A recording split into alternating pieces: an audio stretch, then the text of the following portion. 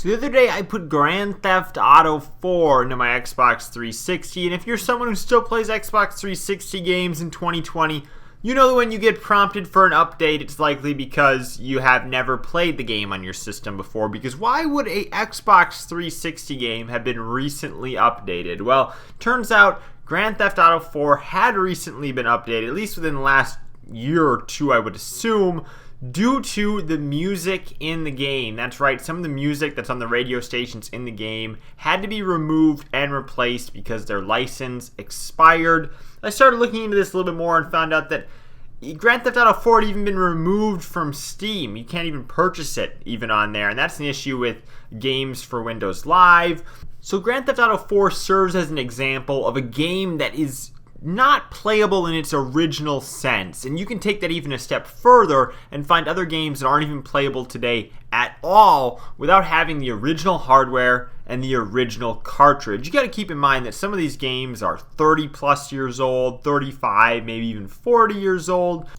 And as video games continue to age, maybe become more of a collector type item for some people, the prices on these older games have continued to rise, and paying $1,000 for an old cartridge or an old CD just to be able to play a game isn't something that everybody can do, which is why re-releases, remakes, remasters, all those sorts of things are so important. Yet while sure there have been a fair amount of older games remade for current generation systems, there's this weird fascination with remastering and re-releasing games that literally came out a generation ago. I'm talking about like the Handsome Jack collection, the BioShock collection, all these collections, or even the Prototype collection, which is arguably the worst amongst them as it just looks like the original game. They'd rather repackage a game that's literally a one generation old that you could find on the shelf at GameStop instead of repackaging something that's older and maybe not obtainable to the average player. Because of this, it seems like the only logical conclusion is to play many of these older titles on an emulator. If they haven't been re-released on a newer platform, not on the virtual console, anything like that where you can really buy it and you're restricted to just playing it on the original hardware and the original medium and paying $1,000 for the game, it seems like the only possible alternative is to simply just play the game on an emulator. While I don't think we'll ever see an era where ROM hosting websites are absolutely wiped off the face of the internet, there is no doubt that the games are becoming a little bit harder to find out there as Nintendo and other companies have wiped out the reputable websites that people oftentimes turn to when they are trying to find different ROMs. And don't get me wrong, I understand what Nintendo's doing. They're trying to protect their intellectual property, and they're probably ultimately planning on re-releasing some of these notable games on their virtual console or now on the Nintendo Switch Online service.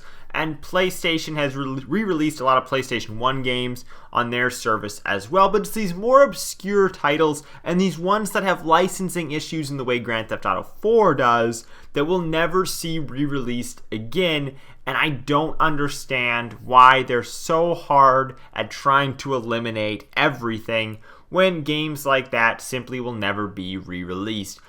The music industry really has its teeth in some of these older games with their songs tied up in there, likely for a very exclusive period of time, maybe a handful of years where the game could be sold featuring that track, and after that, if it was a game that was sold digitally, it was delisted, and if it was something that was older, well, it was already off store shelves by then, so re-releasing it would take more of like a remake or a remaster because there would need to be edits made to those sound files in order to get that copyrighted content back off, and ultimately you'd probably have to replace it with something as well. And then there's other games, maybe where there's different trademarked images that appear in it. Maybe there was a sponsorship attached to the game, there was a brand endorsement.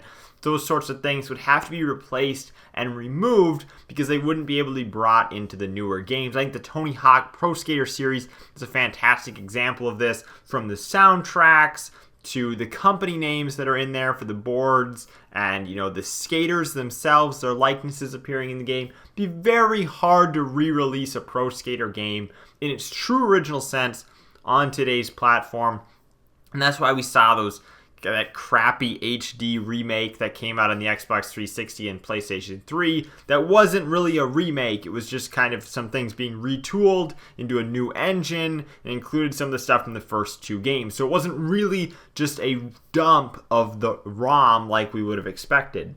So look, it's 2020. The whole idea of a Netflix sort of streaming service for retro games is never going to happen. That's the reality. They're never going to get enough of these licenses pulled together, at least from reputable games and reputable publishers. Some of these publishers aren't even in business anymore, but somebody probably owns the intellectual property. They're never going to get enough of those pulled together to create a streaming service or a Netflix of games sort of retro service that a lot of people want to see. And if the games are never going to be properly re-released on newer platforms, then while I do understand that the publishers and the developers have a legal right to take these ROM websites down, I just don't see why. If you're going to do it, give us a better option. But it's 2020. People have been emulating games for 25 years, and yet there doesn't seem to be a better option. I welcome Microsoft's attempts at trying to make the next Xbox be a very holistic console. It sounds like it's going to have compatibility with original Xbox games, Xbox 360 games, Xbox One games to some degree. And of course, they won't patch in every title, I'm sure, like they haven't in the past. But I'm really glad that Microsoft has at least taken the initiative to try and make some of these older titles be playable on new platforms. But Microsoft isn't the ones we want to make this push. They've only been making a game console here in the 21st century. We want Sony and Nintendo to do the same thing. They have libraries that go back farther.